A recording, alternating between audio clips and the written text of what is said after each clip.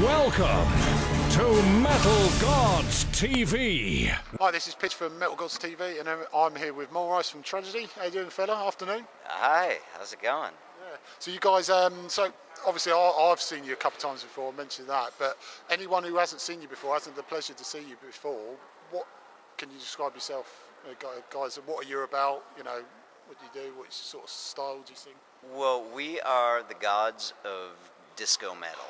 We take classic disco songs. We started off doing just Bee Gees and turning them into these beautiful metal classics.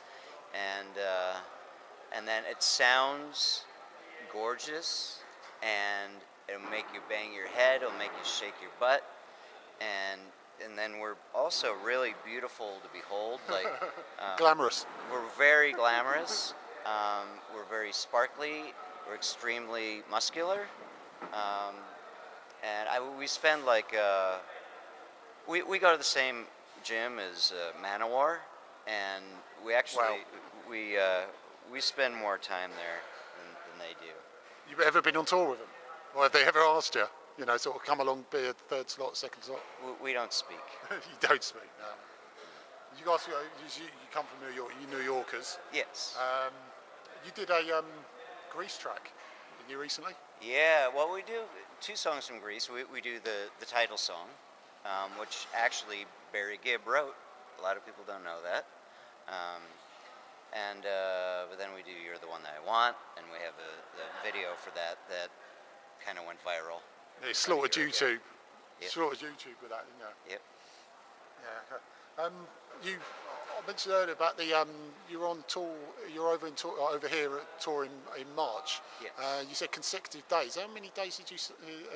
16. We're doing 16 gigs in 16 cities in 16 days. Hard work. Yeah. This Good will fun. be number 7 in a row. So. Okay. What other ones what other cities have you up? You done London yet?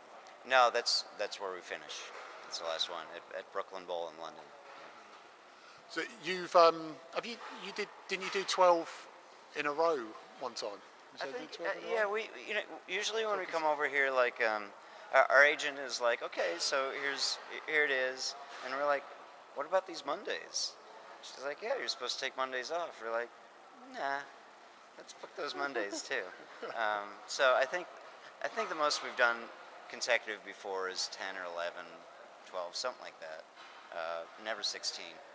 Very ambitious. Yeah, but how do you find the energy to do that, even with the partying? I bet you're more you might be more restrained than others, do you say? Or do you think the other guys are a bit more wild than you? You can probably hold up to it? Yeah, you know, you dig deep, you find the energy. You know, every city you go to, like, people are just there, like, showing you the love, and you just step it up and do it. And actually, you kind of get in show condition, you know? Like, as long as you don't get sick, as long as you're not, like, too hungover, you know, it's good. But, you know, of course, the longer you're out, the higher risk that there's going to be a hangover or an illness or the whole band gets sick. All in But one. we've been through that, too, even on shorter tours, so. Yeah. How do you feel the UK fans have taken to this? Oh, it's fun, great. but, You know, it's really fun. Like, the UK fans, I think that, like, rock and roll is such a big part of the culture here.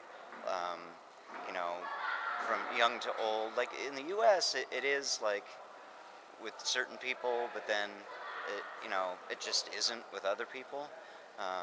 But, you know, I think it's, like, there have been so many amazing bands who've come from this country, come from the UK, and, you know, every city in every area of the country has, like, you know, at least a handful of really awesome classic bands that they can point to and be like, yep, that's us.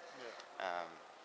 But whatever it is, the whole thing kind of resonates with people. I mean, the metal aspect, the Bee Gees aspect, the comedy aspect, you know, we have a great time over here. Yeah. You're looking forward to tonight then? I know you're playing just after midnight. Yeah, hell yeah. Obviously. This will be good. Yeah, we did Hammerfest 2 years ago. Had a great time. So it's great to be back. Yeah, you did Bloodstock 3 years ago. Yeah, about 3 years ago, huh? Yeah, yeah. Well, I mean, you get a lot of bands, very serious. They're very, the style of the music they do is very serious. You get, you see them, they're very, in the covers and, when you come up and see them. But you guys seem to have so much fun doing what you're doing. Really? You portray it. I always thought we were like kind of the most brutal band, especially at Hammerfest. I mean, is there a more brutal band than we are? Certainly not a more brutal band who plays like You Should Be Dancing. Yeah, but you have fun doing it. You got to have fun doing it. Yeah, You can't go in there really, and not have fun. We try to keep a straight face. It don't work, but you do try. Well, you've released a couple of albums. Yeah, is there anything in the pipeline? We have 4 albums out, and we have a new one that's in the works right now. This tour, we've been playing a couple new songs that we're just starting to work on for the album. Man Eater by Hall & Oates, which really should be a metal song. Anyway, and It just seemed to be now. it's good. Which has done something right if you made it metal. Yeah, and Dress You Up by Madonna. Working a little Pantera riff there. Nothing wrong with Madonna and Pantera. Yeah. You got to mix it. She actually thought of that herself. She's actually been to one of those gigs, I think. Yeah, well, she, I forget what song it is, but she plays the Pantera riff that we play and her Dress You Up song. Apparently Lady Gaga's been to an Iron Maiden gig. Apparently she's a massive Iron Maiden fan. Oh, that doesn't surprise me. I mean, she must pull from everywhere, Yeah. What are the main influences linked to what you're singing? What would be your main sort of influences, metal-wise, or non-metal-wise even? Well, metal-wise, it's a lot of classic stuff. Ozzy is. It depends also who you like. Everyone in the band has their own thing. Like for me, Ozzy and Maiden, Manowar. But my iPod is like pretty much 75% Manowar, and then 25% Tragedy, and that's about it. Oh, and then Frank Sinatra. That's it. Oh, yeah.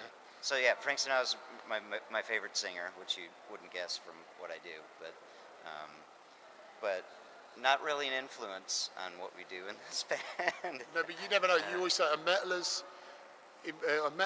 iPod player is more diverse than a lot of people that wouldn't actually listen to metal. You'd be very surprised what they listen to. Classical, Frank Sinatra. Yeah. Because metalheads love music. Like people who listen to, hate to paint with a broad brush or anything, but people listen to pop music. They don't really love music that they're not passionate about. It's not it's something they get nerdy about. Yeah, you're more open. But metalheads and musicians in general just get into everything. Yeah, you cling different influences from different things you would never expect them to. Yeah, and for the other side, like the soft rock and disco and stuff like that. I mean, I just love that stuff, and I keep on finding more and more. Whether it's deep cuts of Bee Gees or Barbra Streisand from that era, or just kind of these one-hit wonders of the 70s.